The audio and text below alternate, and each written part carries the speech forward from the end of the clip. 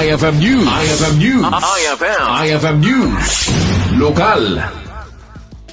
Aglaladingit ni Manang Jocelyn Ravina, ina tinatay abaro iti awagan da a wall of death iti pasukin Ilocos Norte. Kunana nga agpapan kadagitoy kat saan da mamati iti napasamak iti anak na.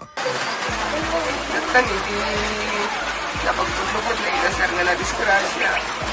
Nawag iti Ravina. Nang ganunan nyo kayo paano ito? Kay center, sir, nagisulat center. So, alati ko na ti Dr. Ma'am na tayo mismo na mismo nakadisgrasyaan na wala na Inakot na kanuawan na anan, sir.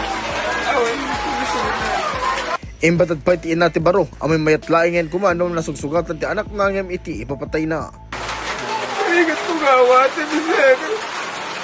Kasi biglaan nagtanam namin yan. Yung kumanat ko pagkanap ko ba sa sinilihan.